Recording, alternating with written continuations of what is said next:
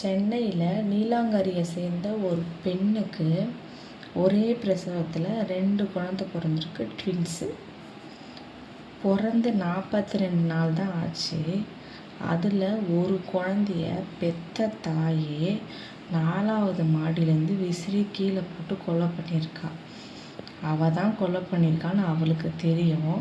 அக்கம் பக்கத்தில் குழந்தைய தேடுற மாதிரியும் சுற்றி கித்திலாம் தேடிட்டு கடைசியாக போய் போலீஸ் ஸ்டேஷனில் கம்ப்ளைண்ட் பண்ணியிருக்கா, குழந்தைய காணோம் அப்படின்ட்டு.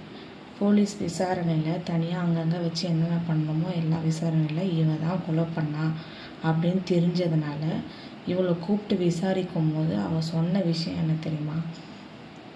என்னால் நிம்மதியாக தூங்க முடியல, நிம்மதியாக சாப்பிட முடியல, ரொம்ப மன உளைச்சலுக்கு ஆளாயிட்டேன், பார்த்துக்கிறதுக்கு ஆள் இல்லை அப்படின்னு. யாருக்காக இருந்தாலுமே ப்ரெக்னன்சி டைமில் பிரசவத்துக்கு அப்புறமும் ஒரு மன அழுத்தம் வரதான் செய்யும்.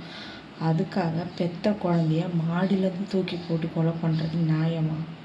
நீங்களே சொல்லுங்கள். அதுக்கு என்ன தெரியும்? அது யாரை நம்பி இந்த உலகத்துக்கு வந்தது? பெத்த தாயை நம்பி தானே வந்துச்சு. அவளோட அரவணைப்பில் தான் இந்த குழந்தைய வளர்க்கணும்.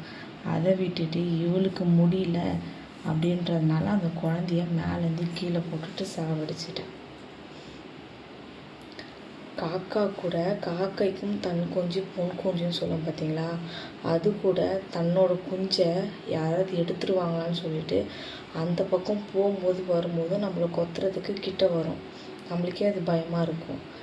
எந்த ஒரு மிருக ஜீவராசி எல்லாமே தன்னோட குட்டிங்களை அவ்வளோ கண்ணு கருத்தாக பார்க்க தான் செய்யும். இங்கே இவளை என்ன ஜென்மத்தில் சேர்த்துக்கிறதுனே எனக்கு தெரியலை. பெத்த குழந்தைய பார்க்க முடியலன்னு இந்த மாதிரி வேலைலாம் பண்ணலாமா? பாவம் இல்லையா அது? என்ன நடக்குதுங்க நாட்டில்? பாய், டாட்டா. லைக் பண்ணுங்கள்.